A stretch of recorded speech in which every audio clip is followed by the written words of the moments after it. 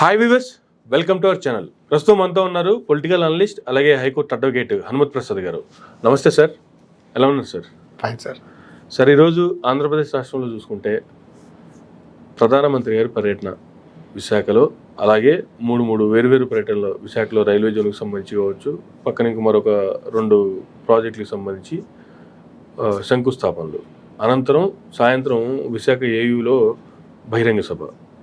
విశాఖకు వస్తున్న క్రమంలో, విశాఖలో మాట్లాడే అవకాశం వచ్చిన క్రమంలో ఇటు కూటమి నేతలైనటువంటి చంద్రబాబు నాయుడు గారు కావచ్చు, పవన్ కళ్యాణ్ గారు కావచ్చు, లేదు పెద్దన్న పాత్ర పోషిస్తున్నటువంటి దేశానికి ప్రధానమంత్రి గారు మోడీ గారు కావచ్చు, వైజాగ్ ఉన్నటువంటి ఏకైక సమస్య స్టీల్ ప్లాంట్ ప్రైవేట్ పరం కావద్దు. దీని మీద అసలు మాట్లాడే అవకాశాలు ఎంతవరకు ఉన్నాయి? అసలు ఏమన్నా ఆ సభలో ఈ ప్రస్తావన వచ్చే అవకాశం ఉందా లేదా? అసలు మోడీ గారి సభకు సంబంధించి కూటమి నేతల అప్డేట్కి సంబంధించి ఏం చెప్తారు సార్? అసలు ఇప్పుడు వాళ్ళు భారతీయ జనతా పార్టీ చాలా క్లారిటీగా ఉంది, స్టీల్ ప్లాంట్ సమస్యని ఇంక మర్చిపోవడమే. ఇప్పుడు ఏదో మేము చేస్తున్నాం అని చెప్పి అది పెట్టుకుని అధికారంలోకి వచ్చారు, మేము ఆపుతామని. ఇంతకాలం అయింది, ఏమైనా ఒక దాని గురించి హామీ ఇప్పించుకున్నారా స్టీల్ ప్లాంట్ని చేయమని?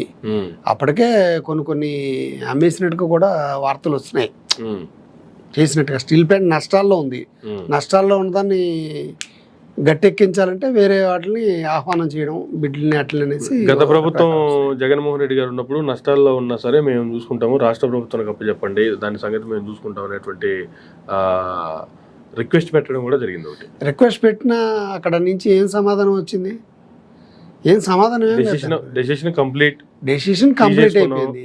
ప్రైవేట్ పరం చేసేస్తున్నాం, ఆపేదే లేదు, ఎవరి మాట వినేదే లేదు. ఇప్పుడు ఈయన ఇక్కడికి వచ్చాక ఈ సందర్భంలో ఒక ఎజెండా పెట్టుకుని వచ్చారు, దీని గురించి మాట్లాడడానికి కాదు కదా. ఇప్పుడు ఈ మధ్యకాలంలో పవన్ కళ్యాణ్ గారు చాలా సార్లు పిలిపించుకున్నారు, వాళ్ళు పిలిపించుకున్నారు, వీళ్ళు వెళ్ళారో తెలియదు, కానీ ఇక్కడ నుంచి వెళ్ళిన ప్రతిసారి పిలిపించుకున్నారు అన్నట్టుగా వస్తుంది ఇన్ఫర్మేషన్ మీడియాలో. సో చాలా సార్లు వెళ్ళి కలిశారు. వాళ్ళు కలిసినప్పుడు ఇక్కడ రాష్ట్రంలో సమస్యలు లేవనెత్తాల వెళ్ళి. చంద్రబాబు నాయుడు గారు కూడా వెళ్ళారు, ఆయన అప్రిషియేట్ చేయడానికని, లేకపోతే ఇంకోటని పలు దఫాలుగా వెళ్ళి ప్రధానమంత్రిని కలుస్తున్నారు. ఈ కలిసినప్పుడు వాళ్ళు బయటకు వచ్చి మేము ఈ సమస్యను ఎత్తాము, స్టీల్ ప్లాంట్ గురించి అక్కడి నుంచి ఈ హామీ తెచ్చుకున్నాము అనేటువంటివి ఏమన్నా చెప్పారా? లేదు. ఇప్పుడు ప్రధానమంత్రి గారు వచ్చిన కొన్ని ప్రారంభోత్సవాలకి, కొన్ని కార్యక్రమాలకు వచ్చారు. ఆ టైంలో దీని గురించి మాట్లాడడం అన్నది అక్కడ ఉన్న టైమే తక్కువ, అపాయింట్మెంట్స్ దొరకడమే కష్టం. ఆ కార్యక్రమాలు అవి డిఫరెంట్. అక్కడ ఆయా ప్రాంతాల్లో 3 చోట్ల శంకుస్థాపనలు అయిపోయిన తర్వాత ర్యాలీగా సభ దగ్గరికి వెళ్ళి, అక్కడ సభ కదా, ఈ సభలోనూ అక్కడ చేసినటువంటి శంకుస్థాపనకి దీనికి సంబంధం ఉంటుందా మళ్ళీ? ఇప్పుడు వాళ్ళ ఎజెండా ఏంటి? ఎజెండా స్టీల్ ప్లాంట్ నిర్వాసితుల్ని ఓదార్చడానికి, లేకపోతే స్టీల్ ప్లాంట్ తాలూకు ఉద్యోగస్తుల యొక్క సమస్యలు తీర్చడానికి ఆయన పెట్టిన బహిరంగ సభ ఇది. ఫస్ట్ చూసుకోవాలి ఎజెండా ఏంటన్నది. కాదు కదా, ప్రధానమంత్రి స్థాయిలో వచ్చిన వ్యక్తి ఏ ఎజెండా అయితే ఉందో దాని మీద మాట్లాడేళ్తారు. ఇక్కడ సమస్యలు క్లియర్ చేయవలసిన ఏమైనా ఉంటే అక్కడికి వెళ్ళి మీరు ఇక్కడ మాట్లాడుకోవాలి, అక్కడ అపాయింట్మెంట్ తీసుకొని దాని మీద చర్చించాలి. రాష్ట్రానికి వచ్చినప్పుడు రాష్ట్రంలో ఉన్న సమస్యలతో వాళ్ళకి సంబంధం లేదు. రాష్ట్రంలో వచ్చిన సమస్యలు అంటే ఇది ఎత్తుతారా, ఇది క్లియర్ చేస్తానంటారా? ఎక్కడైనా హామీ ఇచ్చారా? ఇప్పుడు కూటమిలో భాగంగానే బీజేపీ కూడా ఉంది కదా. ఇప్పుడు ఆంధ్రప్రదేశ్ రాష్ట్రంలో కూటమి పాలనే నడుస్తుంది. టీడీపీ పాలన అనేది చెప్పుకోవడానికి టీడీపీ వాళ్ళకి లేదు, జనసేన పాలన చెప్పుకోవడానికి వాళ్ళకి లేదు, బీజేపీ పాలన చెప్పుకోవడానికి వీళ్ళకి లేదు. కూటమి పాలన నడుస్తున్నప్పుడు కూటమి ఇచ్చినటువంటి మేనిఫెస్టో ఇచ్చినటువంటి, లేకపోతే కూటమి తరపున ఇచ్చినటువంటి హామీలే కదా. ఇప్పుడు ఇది స్టీల్ ప్లాంట్ ని మా కూటమి వస్తే స్టీల్ ప్లాంట్ ప్రైవేటీకరణ కాదు అనేటువంటిది ఇటు పవన్ కళ్యాణ్ గారు కావచ్చు, ఇటు చంద్రబాబు నాయుడు గారు కావచ్చు ఇచ్చిన హామీలే కదా. ఇక్కడ కూటమి పాలన అంటే అవసరార్థం ఏర్పడినటువంటి కలయిక, ఒక అపవిత్ర పొత్తు కింద భావించవచ్చు దాన్ని. ఎందుకంటే ఇక్కడ జగన్మోహన్ రెడ్డి గారిని దించడమే లక్ష్యంగా, ఏదో సమస్యలను స్టీల్ ప్లాంట్ ఇష్యూ అన్నది రాష్ట్ర ప్రభుత్వం చేతిలో ఉంది, రాష్ట్ర ప్రభుత్వం చేతగంతనం వల్లే స్టీల్ ప్లాంట్ జారిపోయేలాగా ఉందని చెప్పి ఎలక్షన్లో ప్రచారం కోసం ఉపయోగించుకున్నారు. ఓకే, ప్రతిపక్షంగా అప్పుడున్న ప్రతిపక్షంగా మేము ఎలాగైనా ఎక్కాలి అన్న ఉద్దేశంతో వాళ్ళు వీళ్ళు తీర్చలేని సమస్యలను కూడా, స్టేట్ గవర్నమెంట్ తీర్చలేని సమస్యలను కూడా ఆటలకే భుజానికే పెట్టుకుని మీరు ఫెయిల్ అయ్యారంటే చెప్పుకొచ్చారు. ఇప్పుడు ఇంతవరకు అయిన దాంట్లో వీళ్ళు సాధించింది ఏంటి? స్టీల్ ప్లాంట్ నుంచి ఇక్కడ దీన్ని ప్రైవేటైజేషన్ మేము ఆపుతున్నామనో, లేకపోతే స్టీల్ ప్లాంట్కి వచ్చే ప్రమాదం ఏమీ లేదనో ఏమన్నా చెప్పగలిగారా? పార్లమెంట్లో కూడా ఇచ్చిన ప్రశ్నలకి సమాధానాలు ఇచ్చేసారు కదండి అక్కడ. ఉమ్, మేము నిర్ణయాలు తీసుకున్నాం అని చెప్పి. ఉమ్, అటువంటప్పుడు వీళ్ళు కొత్తగా చేసేది ఏముంది? ఓకే. ఇప్పుడు ఆయన వచ్చేది వీళ్ళు ఏమన్నా అడిగితే అడగచ్చు, ఇక్కడ స్టేజ్ మీద అడుగుతారా ఉమ్, ప్రధానమంత్రిని? నిలదీస్తారా? పోనీ నిలదీస్తే చాలా సంతోషం, ఉమ్, కూటమి ప్రభుత్వం మీద నమ్మకం ఉంటుంది. ఇప్పుడు మీరు చెప్పినట్టుగా ఈరోజు బహిరంగ సభలో స్టీల్ ప్లాంట్ మీద అటో ఇటో తెలుస్తాం. సరే, నిలదీస్తే బాగుంటది అనేది ఓకే, కానీ ఇక్కడ నాకు వచ్చిన సందేహం అడుగుతున్నా. పవన్ కళ్యాణ్ గారికి కావచ్చు, చంద్రబాబు నాయుడు గారికి కావచ్చు, ఎవరికైనా నిలదీద్దాము అనేటువంటి ధైర్యం చేసేటువంటి ఆలోచన ఉందా? అదే లేదు. ఇప్పుడు వాళ్ళు చెప్పిన దానికన్నిటికీ అంటూ ఉండమే.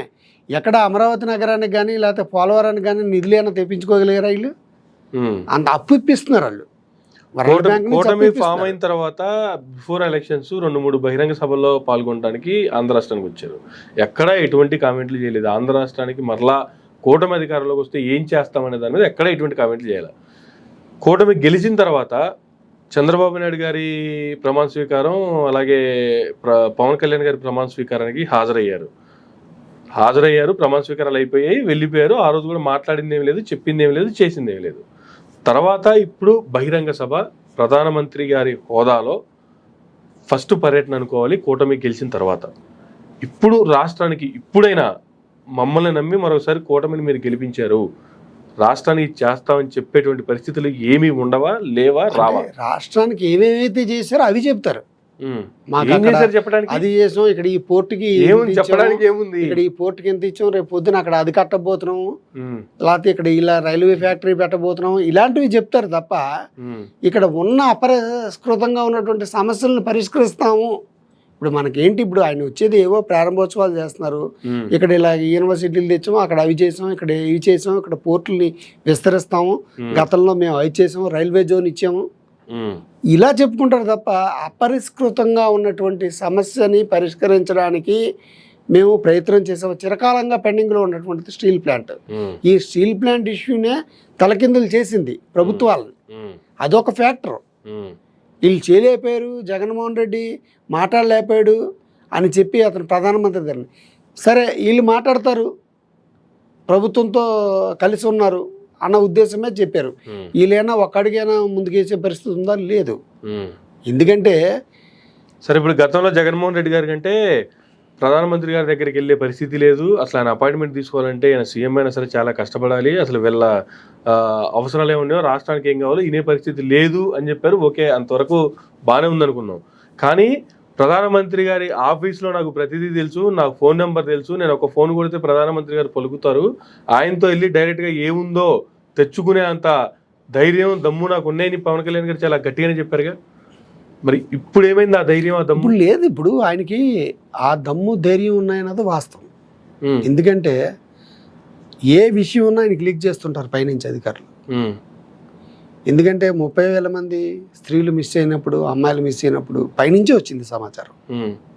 ఆయన డిమాండ్ కూడా చేస్తాడు, రూట్ మ్యాప్ ఇవ్వకపోతే రూట్ మ్యాప్ ఎందుకు ఇవ్వలేదని అడుగుతాడు. మరి ధైర్యం ఉంది అంటే అతనికి క్లారిటీ లేదు కాబట్టి పైనుంచి అడుగుతాడు. ఇక్కడ క్లారిటీ ఉంది, స్టీల్ ప్లాంట్ విషయాన్ని వదిలేయమన్నారు. స్టీల్ ప్లాంట్ విషయం మీద వాళ్ళేం పచ్చ జెండా వీళ్ళు చెప్పినట్టుగా ఓపరు. అందువల్ల వీళ్ళకి క్లారిటీ ఉంది కాబట్టి దాని గురించి అడగరు.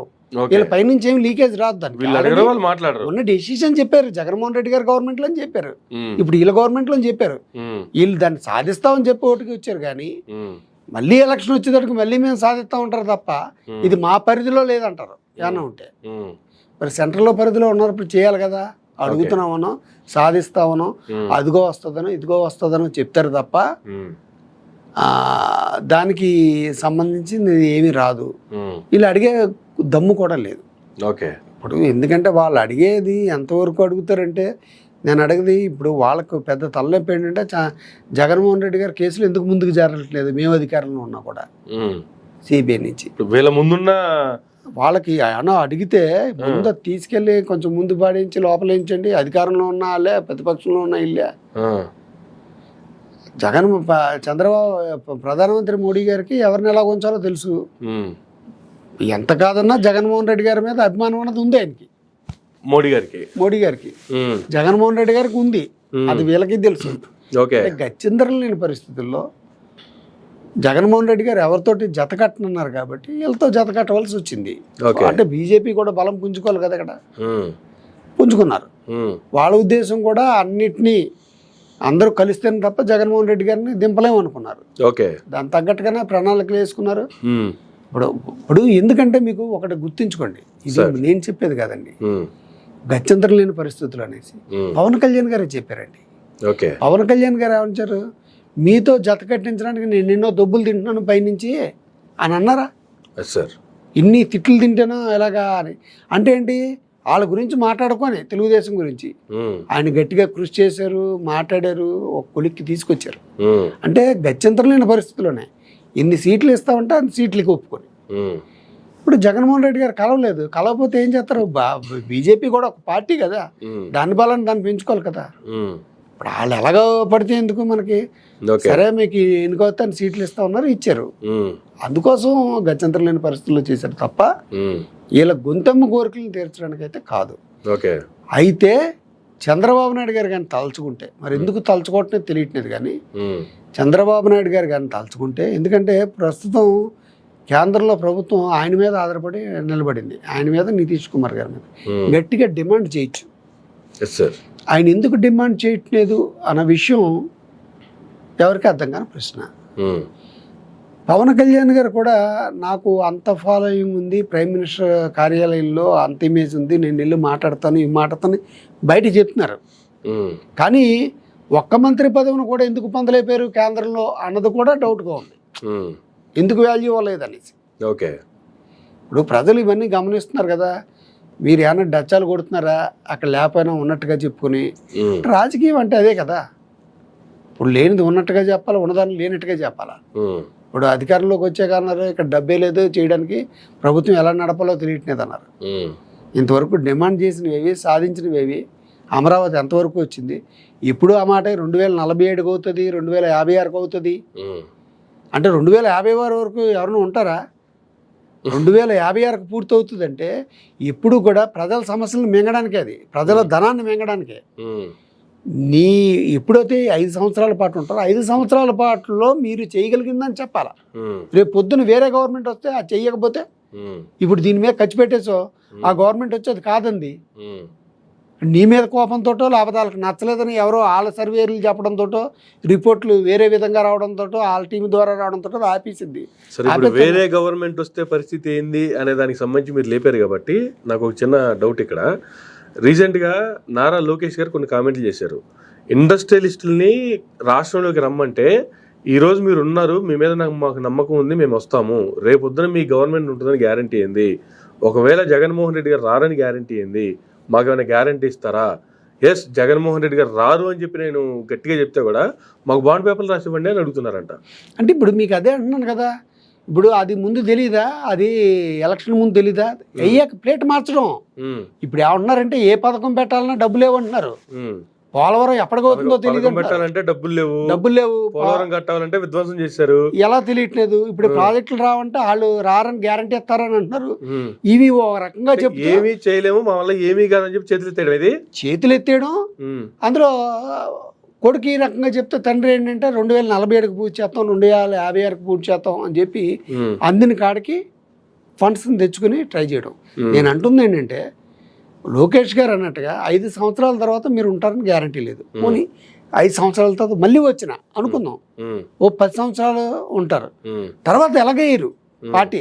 జగన్మోహన్ రెడ్డి గారు కాదు అంటే బోర్ కొట్టేసి ప్రజలే ఇంకో పార్టీ కావచ్చు, ఏదో పార్టీ ఇవి నువ్వు 2047కి ప్లాన్ చేసుకుని ఇప్పుడు పెడితే మధ్యలో ఆగిపోతే ఈ డబ్బంతా ఏమైనట్టుగా, ఉమ్, వాళ్ళ పథకాన్ని టేకప్ చేయకపోతే పరిస్థితి ఏంటి?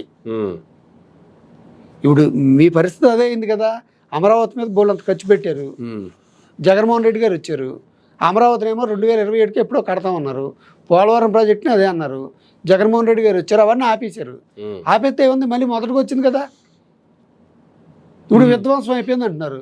మరి ఆ రోజునే గుర్తుపెట్టుకుని ఉమ్, నువ్వు 5 సంవత్సరాల లోపల ఏ పనులు అయితే చేయగలవో దానికి సంబంధించిన ప్రణాళిక రూపొందించుకుని దానికి సంబంధించిన నిధులు తెచ్చుకుని అది కంప్లీట్ చేసుకుంటే గొడవ ఉండేది కదా. ఓకే. ఇప్పుడు ఎవరు తిన్నట్టుగా ప్రజాధనాన్ని ఉమ్, అమరావతుల దగ్గర నుంచి భూములు ఇచ్చి లాక్కున్నారు, వాళ్ళకి ఇచ్చేసారు. ఇప్పుడేమో సరిగ్గా రోడ్లు పడలేదు, సరిగ్గా బిల్డింగ్లు లేవలేదు, అన్ని తాత్కాలిక భవనాల్లోనే ఉంటారు. ఉమ్, ఒకవేళ ఇవన్నీ కడితే 10 సంవత్సరాలు పడుతుంది, 5 సంవత్సరాల లోపల ఎప్పుడు చేస్తారు? వచ్చాక ఆయన మళ్ళీ మార్చాడు అనుకోండి, ఆయన స్టాండ్ ఆయనే తీసుకుంటాడు కదా. మళ్ళీ అమరావతి పెడతాను అంట కదా, గంటకు మాట మాట్లాడు కదా, ఆయన స్టాండ్ వైజాగ్. లేకపోతే ఇప్పుడు ఏమన్నా నేను మారుస్తా అన్నాడా? ఇప్పుడు అదే మాట చంద్రబాబు నాయుడు గారు కూడా అన్నారు కదా సార్, అసెంబ్లీ సాక్షిగా ఆయన కూడా అన్నారు. కాకపోతే ఆయన 3 రాజధానిలో ఉన్నారు, ఇలా రాజధాని అనే పేరు లేకుండా క్యాపిటల్ అన్నాడు ఇంగ్లీష్లో. సో అదేనా ఎప్పుడు కంప్లైంట్ చేస్తారన్నాను. ఇప్పుడు అమరావతినే పోపు అధికారంలోకి వచ్చారు, వీళ్ళు కట్టాలి కదా. త్వరితగతిన ఎక్కడ కడుతున్నారు? ఏమున్నాయి కట్టడానికి? ఏం కడతారు అక్కడ? ఏమో నేను తాత్కాలిక భవనాలు ఉన్నాయి కదా, సెక్రటరియట్ తాత్కాలికం, హైకోర్టు తాత్కాలికం. ఇప్పుడు దానివల్ల రాష్ట్రానికి సరే అవి పర్మనెంట్ బిల్డింగ్లు కడతారు, దానివల్ల రాష్ట్రానికి ఒరిగింది ఏంది, రాష్ట్రానికి వచ్చిన ఆదాయం ఏంది, దానివల్ల సృష్టించబడే సంపద ఏంది? ఇప్పుడు ఇవన్నీ మరి ఎలా సృష్టిస్తారో తెలియదు. వీటికి తగ్గట్టుగా మళ్ళీ భూసేకరణ జరుగుతుంది అక్కడ. ప్రత్యేకంగా ఏంటంటే మొన్న ఆల్రెడీ జరుగుతుంది భూసేకరణ. మళ్ళీ భూసేకరణ అమరావతికి విశాఖపట్నం విజయవాడ నుంచి కనెక్షనింగ్, గుంటూరు నుంచి కనెక్టింగ్ రైల్వే లైన్ అంటారా, అవి జరుగుతున్నాయి. అమరావతిని ప్రధానం కాదు. ఇప్పుడు ఏదో రకంగా జరిగితే అసలు అవి అవుతాయా లేవా అన్నటువంటి ఇందులో పడ్డారు. ఇప్పుడు రేపు పొద్దున మైనార్టీ గవర్నమెంట్ కేంద్రంలో వీళ్ళు ఎప్పుడైనా మద్దతు ఉపసంహరించారు అనుకోండి, పరిస్థితి ఏంటి? భూములు ఇచ్చేస్తే గవర్నమెంట్ పడితే ఇప్పుడు జమిలీ ఎలక్షన్స్ అన్నారు. జమిలీ ఎలక్షన్స్ అని ఏమో ఒకవేళ 2027లోనే వస్తే పరిస్థితి ఏంటి? ఇప్పుడు 2029లోనే జరుగుతుందని లేదు కదా. జమిలీ ఎలక్షన్ బిల్లు పెట్టారు, పంపించారు, వచ్చింది, ఆవిడకి ప్రాభావం ఇంకా కోల్పోతుందని వచ్చింది అనుకోండి, 2029కి మనం ఉండవు అనేటువంటి పరిస్థితి ఏం చేస్తారు? 2027లోనే మారుస్తారు. జమిలీ అంటే ఎవడు బాండ్ మీద రాసి ఇవ్వలేదు కదా 2029లో జరుగుతుందని. ఎప్పుడైనా జరగచ్చు కదా ముందస్తు. ఇప్పుడు ముందస్తు జరిగితే ఇంకో 2 సంవత్సరాల్లో కానీ ఎలక్షన్ ఉంటే ఇప్పుడు భూములు సేకరించుకుని ఆ తర్వాత అలోపులోమని అంటే రేపు పొద్దున గవర్నమెంట్ ఏమైనా మారిపోతే మా పరిస్థితి ఏంటి? జనాలు భయంతో బిక్కుమంటూ ఉన్నారు. సరే, ఇప్పుడు వాళ్ళ జెండా ఏంది, అజెండా ఏంది, ఏ ప్రాతిపదికన రాష్ట్రానికి వస్తున్నారు, ఇవన్నీ తీసి పక్కన పెడితే మీరు అన్నటువంటి ప్రజల్లో ఉన్నటువంటి భయాందోళనలు ఏవైతే ఉన్నాయో వీటికి ఒక పులి స్టాప్ పెట్టే ప్రయత్నం ప్రధానమంత్రి గారి ద్వారా జరిగే అవకాశం ఉందంటారా? అసలు రాష్ట్ర ప్రజలకు ఉన్నటువంటి సమస్యలు కావచ్చు, ప్రధానమంత్రి గారు కావచ్చు, ఎటువంటి సంబంధాలు లేవంటారా? నా వ్యక్తిగత అభిప్రాయం అయితే వాళ్ళు క్లారిటీగా ఉన్నారండి. హిందుత్వ అజెండాని తీసుకొస్తున్నారు. పవన్ కళ్యాణ్ గారు కూడా ప్లేట్ మార్చేశారు, బీజేపీకి వెళ్ళారు. చంద్రబాబు నాయుడు గారు సీనియర్ అడ్వకేట్ తెలుసు. రేపు రాబోయే ఎలక్షన్స్ లో జగన్మోహన్ రెడ్డి గారికి పవన్ కళ్యాణ్ గారికి జరుగుతుంది. పవన్ కళ్యాణ్ బీజేపీ ఎలియన్స్ తోటి, చంద్రబాబు నాయుడు గారు పక్క వెళ్తారు. ఎందుకంటే దానికి అనుగుణంగానే మన సభ జరిగింది, హిందుత్వ సభ. పవన్ కళ్యాణ్ గారు కూడా అదే చేస్తున్నారు. ఇప్పుడు డామినేషన్ కూడా అధికార పార్టీలో ఉండేటువంటి లోపాలని ప్రత్యక్షంగానో పరోక్షంగానో ఎత్తి చూపిస్తున్నారు. ఎత్తి చూపెట్టడమే కదా, వార్నింగ్ల రూపంలో ఇస్తున్నారు పవన్ కళ్యాణ్ గారు.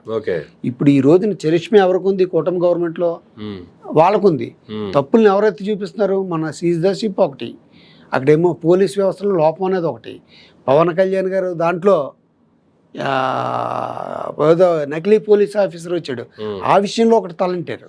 కానీ ఏవైనా ఇష్యూలే కానీ సీజ్ ద షిప్ అన్నా, లేకపోతే రైస్ని పీడిఎస్ రైస్ని పట్టుకున్నామన్నా, లేదు లడ్డూల్లో కల్తీ జరిగిందన్నా, లేదు పవన్ కళ్యాణ్ గారి పర్యటనలోకి అనధికారికంగా ఒక ఐపీఎస్ వచ్చి ఆయన అన్ని పనులు చక్కగా పెట్టేసి 2-3 గంటలు అక్కడ హల్చల్ చేసి పోయాడన్నా, లా అండ్ ఆర్డర్ సరిగ్గా లేదు, హోమ్ మినిస్ట్రీ పదవిని నేను తీసుకుంటే ఏమవుద్దు అని కామెంట్లు చేసిన అన్ని కామెంట్లకే పరిమితం అయిపోతారు. అంటే ఒకటి ఆఫ్టర్ అవుట్కమ్ ఏంది దానికి? మీకు ఒకటి ఇక్కడ మీరేంటంటే పవన్ కళ్యాణ్ గారు కూటమి ప్రభుత్వం మీద అసంతృప్తితో ఉన్నారా అనే కదా. అక్కడ బాహటంగానే అతనంటే 4 గోడల మధ్య క్యాబినెట్ లో చర్చించుకుని ఏమైనా కంప్లైంట్ ఉంటే చీఫ్ మినిస్టర్కి ఇవ్వాలి. అదే తెలుగుదేశం పార్టీలో ఇంకొక లీడరు, ఎంత సీనియర్ లీడర్ అని ఆ రకంగా బిహేవ్ చేసి తన తోటి ఉండేటువంటి మినిస్టర్ గవర్నమెంట్ తీసుకుని నేను అవసరం అవుతా నేను తీసుకుంటాను, నా కెపాసిటీ ఉందా? లేదు. పవన్ కళ్యాణ్ గారు అంటున్నారు ఇక్కడ డౌన్ చేస్తున్నారు తెలుగుదేశం పార్టీని, తెలియట్లేదు. ఇక్కడ దానికి కారణం ఏంటంటే అక్కడ బీజేపీ నుంచి సపోర్టు పవన్ కళ్యాణ్కి. రేపు పొద్దున్న నీదే, ఈయన 5 సంవత్సరాలు ఉండొచ్చు, 10 సంవత్సరాలు ఉండొచ్చు, నీదే. ఈయన డీల్ చేయలేకపోతున్నారు, పట్టును కోల్పోతున్నారు. ఇప్పుడు గతంలో కూడా బీజేపీ తెలుగుదేశంతో కలిసి ఉంది, కమ్యూనిస్టులు కలిసి పనిచేశారు. ఈ కలిసి పనిచేసినప్పుడు కూడా వాళ్ళు వాళ్ళదైన శైలిలో వాళ్ళు విరుచుకుపడలేదు కదా. ఏదైనా చెప్తే చంద్రబాబు నాయుడు గారికి చెప్పాలి, చంద్రబాబు నాయుడు సెట్ చేస్తారు. ఇప్పుడు ఇక్కడ చెప్పడం ఉందా చంద్రబాబు నాయుడు గారికి? పబ్లిక్గా పత్రికాముఖంగా పబ్లిక్లో అధికారుల మీద ఇట్ల మీద ఈయన అంటున్నారు ఏం చేస్తున్నారు అనేసి. అంటే అది కూటమి స్ట్రాటజీ పాలిటిక్సా? స్ట్రాటజీ పాలిటిక్స్ లేదు, నిజంగానే పవన్ కళ్యాణ్ గారికి కూటమి మీద వ్యతిరేకత ఉండి బీజేపీతో కలిసి టీడీపీని నెక్స్ట్ లేకుండా చేయాలనేటువంటి టార్గెట్. ఏ పార్టీకి ఆ పార్టీ పైకి ఎదగాలని ఉంది. ఇప్పుడు వచ్చిన అవకాశాన్ని బలోపేతం చేసుకుంటే ఈరోజు 30 సీట్లు అన్నట్టు రేపు పొద్దున్న ఎలక్షన్ వస్తే 30 సీట్లకి పోటీ చేస్తారా పవన్ కళ్యాణ్ గారు? 50 సీట్లు అడుగుతారు. మా వల్లే కదా, ఎందుకంటే కూటమి ప్రభుత్వంలో స్ట్రాంగెస్ట్ లీడరు ప్రశ్నిస్తున్నాడు అన్న విషయం బయటకు వచ్చింది కదా. ఆ గవర్నమెంట్ అయినా ప్రశ్నిస్తున్నాడని వచ్చింది కదా. అంటే ప్రజల్లో కొంత ఉంటుంది. తెలుగుదేశంలో శ్రేణులు ఏంటి ఈయన ఇలాగ చేస్తున్నాడు ఏంటి, చంద్రబాబు నాయుడు గారు పట్టించుకోవట్లేదు ఏంటి, కనీసం ఆయన మందలించాలి కదా, లేకపోతే ఇంకోటి చేయాలి కదా అని తిప్పి ఏమొచ్చింది, హోమ్ మినిస్టర్ గారి మీదకి వచ్చింది. వాళ్ళు పిఏ అవినీతి అన్నారు, ఆయన పక్కన పెట్టారు. ఇక్కడికి వచ్చి ఓ టార్గెట్ పెట్టుకున్నాడు ఆయన హోమ్ మినిస్టర్ని. నకిలీ ఐపీఎస్లు రావడం, సిద్ధి షిప్ అన్నాం, అక్కడ లోకల్ ఎమ్మెల్యేని కాకినాడ ఎమ్మెల్యేకి ఏమైనా ముడుతున్నాయి అన్నట్టుగా అన్నాం. వాళ్ళ చేతుల్లో ఉంది కదా. సో సనాతన ధర్మం బోర్డు పెట్టమంటాం, ఈయనగా ప్రధానమంత్రిని వెళ్ళి కలుస్తూ ఉండడం, దానికి తగ్గట్టుగా నేను సనాతన బోర్డు అన్నాక ఇంకెప్పుడు లేనట్టుగా విశ్వ హిందూ పరిషత్ ఆధ్వర్యంలో ఓ పెద్ద బహిరంగ సభ జరగడం, అందరు స్వామీజీల్ని కూడగట్టడం, ఇవన్నీ కూడా దేనికి సంకేతాలు? చంద్రబాబు నాయుడును ఒంటరి చేసే ప్రయత్నాలని నేను అనుకుంటున్నాను. ఓకే, రేపు పొద్దున్న ఈ బలం అంతా ఇటు సైడ్కి వెళ్తుంది. ఒకవైపు వచ్చినప్పుడు మాకు సపోర్ట్ చేస్తున్నారన్నారు కదండి. గతంలో పవన్ కళ్యాణ్ గారి స్టాండ్ ఏంటి? కూటమి చంద్రబాబు నాయుడు గారి స్టాండ్ లాగా ఉండేది. ఇప్పుడు క్రిస్టియన్స్ దగ్గరికి వెళ్ళి నేను బాప్టిజం ఇచ్చాడు, నాకు ఫ్రెండ్ ఇచ్చాడు బాప్టిజం, నా పిల్లలు క్రిస్టియన్స్ ఇలాగెలాగని చెప్పుకున్నాడు. తర్వాత ముస్లిం దగ్గరికి వెళ్ళి చాలా మంచి సాంప్రదాయం ఇది అని చెప్పుకుని వాళ్ళ గురించి పోడాడు. ఇప్పుడు వచ్చాక అంటున్నాడు, ఇక్కడికి వచ్చాక ఇంకో మతస్థులు అయితే ఏ రకంగా చేస్తారా, మాకు సనాతన బోర్డు ఉండాలి ఇవేవని మాట్లాడు. ఎక్కడికక్కడ ప్లేట్ మారుస్తున్నారు కదా. ఇప్పుడు అదే స్టాండ్ చంద్రబాబు నాయుడు గారు ఎత్తుకున్నారా? సరే, ఎత్తుకోలేదు కరెక్టే. ఓకే, ఇంతకుముందు మీరు అన్నట్లుగా పవన్ కళ్యాణ్ గారు ఇన్ని కామెంట్లు చేస్తుంటే టీడీపీ నేతల్లో అనేక మందికి ఉన్నటువంటి సందేహం, చంద్రబాబు నాయుడు గారు ఎందుకు ఏమీ మాట్లాడట్లేదు, అసలు ఎందుకు స్పందించట్లేదు? ఎందుకు స్పందించట్లేదంటే గట్టిగా స్పందింటే పవన్ కళ్యాణ్ గారిని అంటే ఆటోమేటిక్గా ప్రైమ్ మినిస్టర్ మోడీ గారిని అన్నట్టుగానే ఆయనకి అడ్డు తగిలితే, ఆయనకి అంత పాపులారిటీ ఉంది మోడీ దగ్గర అని ఆయనే చెప్తున్నాడు పవన్ కళ్యాణ్ గారు. ఇప్పుడు అన్నారనుకోండి వాళ్ళిద్దరే అంత పాపులారిటీ ఉన్నటువంటి పవన్ కళ్యాణ్ గారు నేను పోయి మోడీ గారికి దండం పెడితేనే ఇక్కడ పనులు అవుతాయి అనేటువంటి కామెంట్లు ఎందుకు చేస్తున్నారు? అవును, ఇప్పుడు నా మాట వింటారని నీ మాట ఉన్నప్పుడు మా రాష్ట్రానికి ఇవి కావాలని పోయి తెచ్చుకో, దానికి ఎందుకు దండం పెట్టాలి? గతంలో కూడా నా వల్ల మోడీ గారు దిగొచ్చి మీతో కలిశారు, దాన్ని చంద్రబాబు నాయుడు గారు ఒప్పుకున్నట్టే కదా. పవన్ కళ్యాణ్ గారు ఉండబట్టే నేను పరిపాలనలోకి వచ్చానని ఆయన ఒప్పుకున్నాడు కదా. ఆయన బేషరతుగా నాకు మద్దతు ఇచ్చాడు. ఆయన అడగగానే డిప్యూటీ చీఫ్ మినిస్టర్ ఇచ్చారు. డిప్యూటీ చీఫ్ మినిస్టర్తో పాటు ఇంకో 2-3 పెడతాడు ఆయన, ఎప్పుడు కూడా ఒకళ్ళనే బెటరు. దీనికి పవన్ కళ్యాణ్ గారు ఒకళ్ళే ఉండాలి అని అంటే చంద్రబాబు నాయుడు గారు చేశారంటే పైనుంచి అతనికి ఇన్స్ట్రక్షన్ వచ్చినట్టే కదా, ఇంకోళ్ళు ఎవరు ఉండడానికి వీల్లేదని. కానీ అన్ని గవర్నమెంట్ ఆఫీసుల్లో సీఎం ఫోటోతో పాటు డిప్యూటీ సీఎం ఫోటో కూడా ఉండాలని ఇన్స్ట్రక్షన్స్ ఇవ్వడం. అవును, ఇప్పుడు దాన్ని ఏంటంటే అతను బలోపేతం అవుతాయి. రాజకీయ పార్టీలు ఏంటంటే ఎప్పుడైనా స్నేహం చేస్తే ఎప్పుడైనా పక్కనకి వెళ్తాయి. రాజకీయ నాయకులు ఊసరవెల్లి లాంటి వ్యక్తులు. ఇప్పుడు పవన్ కళ్యాణ్ గారు జతకట్టని పార్టీ అంటూ ఉందా? కమ్యూనిస్టులు అయింది, చెగువేరా అయింది, మాయావతి గారిని ప్రధానమంత్రి కింద చూడాలి అన్న కళ్ళకంటున్నాను అని చెప్పి అన్నాడు. ఆనాడు మోడీ గారు ఏమయ్యారు మరి? ఇప్పుడు మోడీ గారే ఉండాలి అంటున్నాడు. కొంతకాలం అంటే చంద్రబాబు నాయుడు అయితే ఎంత చాలన్నా మేము ఒప్పుకుంటాం అంటున్నాడు. అంటే ఏంటి, ఇంకోళ్ళు అయితే ఒప్పుకున్నాను అర్థం. ఇప్పుడు లోకేష్ గారికి ఉంది, పవన్ కళ్యాణ్ గారికి అంత ఇంపార్టెన్స్ ఇవ్వడం లోకేష్ గారికి ఇష్టం లేదు. ఇప్పుడు సెకండరీగా ఇప్పుడు ఇతను ఒక ప్రత్యామ్నాయ శక్తిగా ఎదుగుతున్నాడు పవన్ కళ్యాణ్ గారు. ఇతను తండ్రి చాటు బిడ్డగానే అందులో ఉంటున్నాడు లోకేష్ గారు. ఇప్పుడు తన వారసుడు రావాలంటే ఏంటి, ఈయన ఇక్కడ రిటైర్మెంట్ ఇచ్చి అందులోకి వెళ్తే గానీ లోకేష్ గారు లైమ్ లైట్లోకి రారు. ఓకే, ఇప్పుడు ఏమవుతుంది, ఒకవేళ ఈ మధ్యలో కానీ ఇడిపోతే ఇక్కడ జగన్మోహన్ రెడ్డి వర్సెస్ పవన్ కళ్యాణ్ అవుతుంది. ఇప్పుడు అతను ప్రూవ్ చేసుకోవడానికి అవకాశం ఉంది. డిప్యూటీ చీఫ్ మినిస్టర్ ఇచ్చారు, దానికి తగ్గట్టుగా అతను ప్రూవ్ చేసుకుంటున్నాడు. వాళ్ళ దగ్గర అన్యాయం జరిగినా ఇంకోటి దగ్గర అన్యాయం జరిగినా సహించకుండా ఎక్కడికక్కడ ఖండిస్తూ చేస్తున్నాడు. ఇప్పుడు ఇది లోకేష్ గారు ఎక్కడ చేస్తున్నారు? ఓకే. ఆ పని లేదు కదా, అతను ప్రూవ్ చేసుకుంటున్నాడు. మరి యువరాజు ప్రూవ్ చేసుకోవడానికి అవకాశం ఎక్కడుంది? ఇప్పుడు ఈ గతంలో ఈయన మీద కూడా కేసులు ఉన్నాయి కాబట్టి ఇప్పుడు పక్కెళ్ళారనుకోండి, మోడీని వ్యతిరేకిస్తే ఏమవుతుంది, లాస్ చంద్రబాబు నాయుడు అవుతారు. ఇదివరకులాగా ఉండడానికి వీల్లేదు కదా. ఓకే. ఒకవేళ అంటే పక్కలో భలే నెట్టుకున్నట్టుగానే పవన్ కళ్యాణ్ గారు ఏదో రోజునాడు ఇతనికి పక్కలో బలంకని తయారవుతాడు, అందులో సందేహం ఏమీ లేదు. దాని తగ్గట్టుగానే అయింది. ఇప్పుడు రేపు పొద్దున్న దేవాలయాల్ని ఇక్కడ ఇచ్చేయండి అన్నారు, స్వతంత్ర ప్రతిపత్తి కావాలన్నారు. పవన్ కళ్యాణ్ గారు సనాతన బోర్డు అన్నారు కాబట్టి ఏ ఆలయాలన్నీ వదిలేస్తున్నాం అనే స్టేట్మెంట్ కానీ ఇచ్చారనుకోండి, ప్రభుత్వం మీద ఒత్తిడి తెచ్చారనుకోండి, అవుతుంది కదా. సో వాటేమవుతుందన్న చూడాలి. ఇవ్వాలంటే దేశవ్యాప్తంగా ఇవ్వాలి కదా, ఓన్లీ ఆంధ్రప్రదేశ్ రాష్ట్రానికి మాత్రమే ఇస్తే కుదరదు కదా. ఇప్పుడు అలా కాదు కదా. దేవాదాయ ధర్మాదాయ చట్టం అన్నది రాష్ట్ర ప్రభుత్వం పరిధిలోకి ఉంటుంది, కేంద్ర ప్రభుత్వంలో అది కదా. అక్కడ దేవాదాయ కమిషనర్ ఎవరిని అపాయింట్ చేస్తున్నారు? చీఫ్ మినిస్టర్ అపాయింట్ చేస్తున్నాడు. ఏ రాష్ట్రానికి ఆ రాష్ట్రమే, ఆ రాష్ట్రం వాళ్ళు తప్పించవచ్చు. ఏమైనా గుడికి ఆదాయం వచ్చింది అనుకోండి, ఎవరు తీసుకుంటున్నారు? వీళ్ళు తీసుకుంటున్నారు. సో రాష్ట్ర ప్రభుత్వం చేతిలో కూడా ఉంది.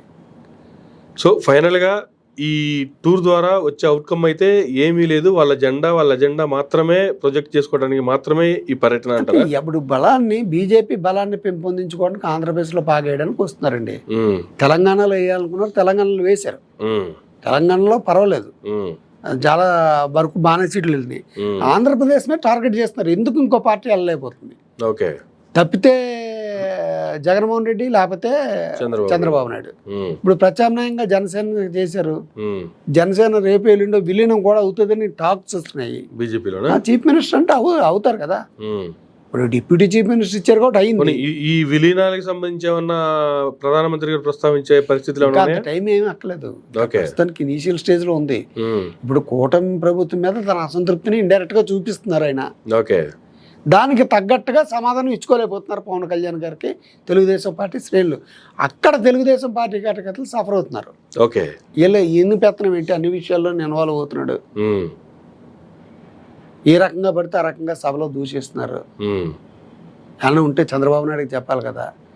అంటే చంద్రబాబు నాయుడు గారికి చెప్పవలసిన అవసరం లేదా, అంటే కేర్ చేయట్లేదా చంద్రబాబు నాయుడిని అనేటువంటి అనుమానం ప్రజల్లో ఉంది, కార్యకర్తల్లో కాదు, ప్రజల్లో కూడా ఉంది. సో దాన్ని ధీటుగా పవన్ కళ్యాణ్ గారిని కంట్రోల్ చేయలేకపోతున్నారు. ఓకే. ఇప్పుడు మిగతా వాళ్ళు ఏమన్నా ఉంటే నోటీసులు ఇవ్వడమో సస్పెండ్ చేయడమో చేస్తారు, ఇక్కడ చేయలేకపోతున్నారు. అది విషయం. రైట్ సార్, చూద్దాం మరి పర్యటన తర్వాత రాష్ట్రంలో ఉండేటువంటి పరిస్థితులకు సంబంధించి ఏమైనా మాట్లాడతారా, లేదు రాజకీయ పరిణామాల్లో భాగంగా కూటమిలో ఏమైనా మార్పులు చేర్పులు సంభవించుకుంటాయనేది. Right sir, thank you very much అండి. ఇదండి మోడీ గారి పర్యటనకు సంబంధించి హనుమంత్ ప్రసాద్ గారు ఇచ్చినటువంటి వివరణ. ఇది నాటి ఇంటర్వ్యూ. మరో గంటలు మళ్ళీ కలుద్దాం. చూస్తూనే ఉండండి మేరా మీడియా.